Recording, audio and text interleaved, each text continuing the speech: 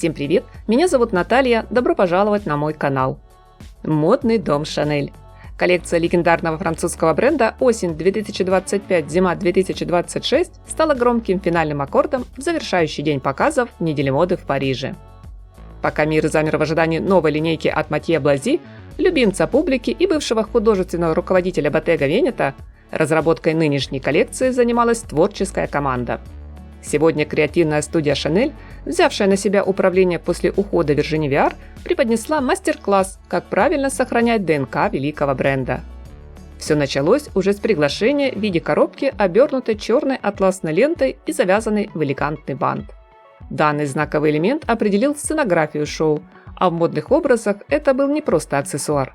Он царил повсюду, задавая романтическое и даже поэтическое настроение будущей осени, балансируя на грани строгости и кокетства. Объемные, ажурные, плетеные, в технике трамплей, в форме ювелирных изделий, да, что-то давно мы с вами, друзья, не видели на подиуме такой концентрации бантов. Хотя черный бант всегда был одной из визитных карточек дома Шанель. Сама Габриэль любила носить его и как декор на платье, и как галстук-бабочку, и как украшение для волос. Нынче слаженная дизайнерская команда бренда в качестве главной идеи коллекции определяет эту простую, на первый взгляд, изящную ленту. Поэтому неудивительно, что в роли ключевого арт-объекта на модном шоу оказалась именно лента.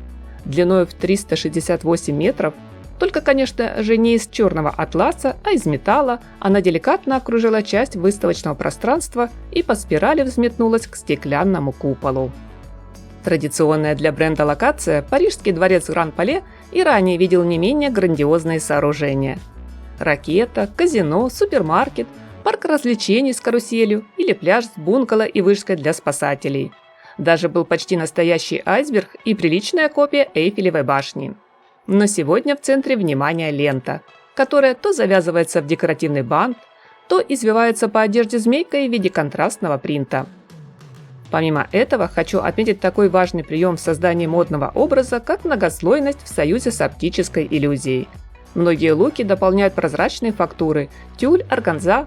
Они не только меняют характер наряда, но и диктуют визуально иные пропорции. До боли знакомые комплекты из твида легкая, почти невесомая ткань превращает то в очаровательное платье с воланами, то в накидку кип, то в дуэт нежной блузки и юбки макси. Твид, атласная лента, банты – это, конечно же, неизменные герои бренда.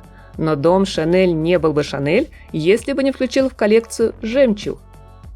Он сыграл не только ведущую роль в декоре одежды и в украшениях, но и стал конструктивной частью обуви, сменив традиционный каблук ботильонов на увеличенную в разы бусину-шар.